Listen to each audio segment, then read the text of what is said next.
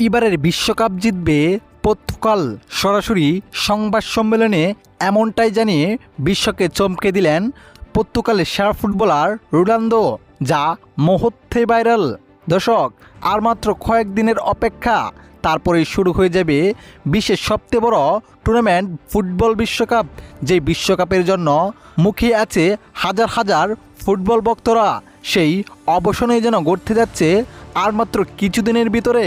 অনেকের শঙ্কা বিশ্বকাপকে জিতবে, তবে অনেক ভবিষ্যৎবাণী নানান কথা বলতেছে এই দল নেবে এবং অমুক দল নেবে।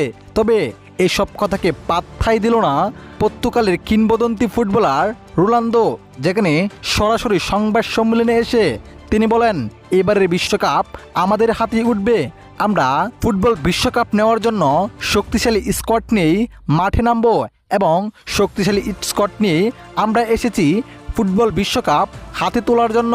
সেই বিশ্বকাপ নিয়ে অবসর নিব।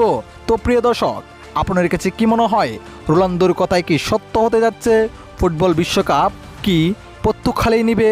আপনার মতামতটি অবশ্যই আমাদের এই ভিডিওর কমেন্ট বক্সে জানাতে ভুলবেন না। ধন্যবাদ।